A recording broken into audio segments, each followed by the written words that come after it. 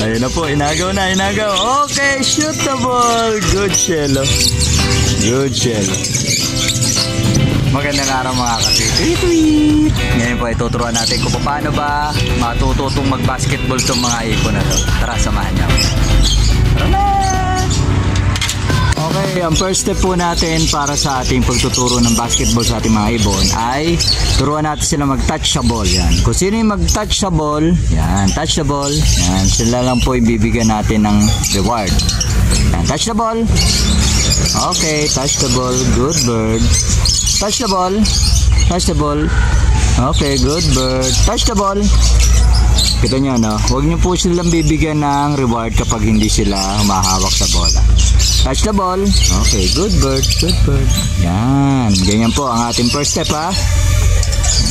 Touch the ball. Okay, good bird.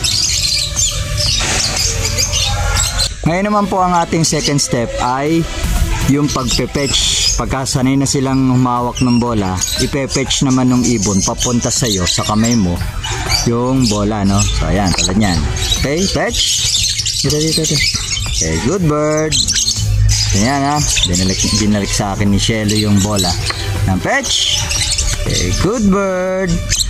Ayan, tsaka nila siya bibigyan ng reward. Fetch. Okay, fetch. Fetch. Dito. Good bird. Ayan. So, yun po yung ating next step na gagawin sa ibon. Medyo tiyagayin lang po natin sa una. Ayan. Kasi yung iba medyo makulit, hindi pa nilalam. Sandaling oras lang po yan. Matututunan din nila yan. Okay, good bird. Next step naman po natin ay ang pag-shoot dito sa bowl or kahit na ano pong lalagyan na pwede lang i-shoot itong bola. So papakita lang po natin na dapat i-shoot dito, no? Yung ating bola. So tingnan natin kung magagawa ni Shelo. Shelo, shoot the ball. Shoot the ball. Dito, shoot the ball, shoot the ball. Okay, good bird, good bird. Yan. So nakita niya na sinut ni Shelo yung bola. Okay, shoot the ball, shoot the ball. Okay, good bird, Shelo, good bird. At para sa mga first timer na ibon na gagawin tong tricks na to, ang kailangan lang po ay i-corner natin yung bowl at saka yung bola. Pagtabihin po natin para malapit muna, no? Madali niya pong may papasok yung bola doon sa bowl. So tingnan po yung gagawin ni Violeta. Ayan, pagka-shoot, tsaka nyo lang po siya bibigyan ng reward. Ganun lang po. Unti-unti yan hanggang sa makasanayan niya na i-shoot doon sa bowl yung bola. Ayan. Ang susunod naman po nating step, syempre, lalagyan na po natin ng ring. Itatapat po natin yung ring dito sa bowl na maliit para masanay po yung ibon na doon po siya shoot sa may ring, no? So ganito po yung gagawin natin. So ito po yung ring na ginawa ko, natatanggal po siya doon sa pinaka base niya. Itatapat po natin na ganyan, no? Yung ring doon sa may bowl. And then papashoot po natin yung bola. Shoot the ball, Shelo. Shoot the ball. Yan. Good bird. Huwag po natin bibigyan ng pagka hindi po nakaka-shoot. Kailangan pag naka-shoot, tsaka lang po magbibigyan reward. Okay, shoot the ball. Go, Shelo. Nice bird. Yan. Okay, isa pa, Shelo. Okay, good, Shelo.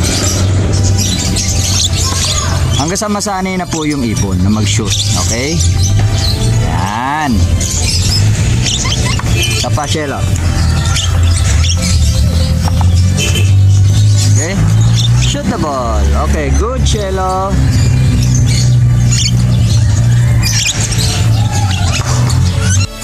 And ang ating final step, aalisin na po natin yung bowl sa ilalim ng ring dahil marunong na po silang mag-shoot dun sa ring. So, tingnan natin kung mag-shoot na ba si Shelo kahit wala yung bowl. Shoot the ball, Shelo. Shoot the ball. Shoot the ball. Ayan, inagaw na. Ayun na po, inagaw na. Okay, shoot the ball. Good, Shelo. Good, Shelo. Isa pa. Okay, shoot the ball, Shelo. Shoot the ball. Come on, Shelo. Okay, good bird. Isa pa. Shoot the ball, Shelo. Shoot the ball. Shoot the ball. Alright. Ayan.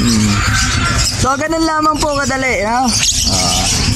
Tsatsagayin lang po natin ang pagtuturo. Okay, shoot the ball. Good, Shelo. Galing, ano? So, ganun lang po kasimple. Matututo rin po mag-basketball yung mga ibon nyo. Tsagayin lang po sa pagtuturo at bigyan natin ng oras. Sigurado mahalo kayo sa matututunan ng ating mga alaga. Okay, shoot the ball, Shelo.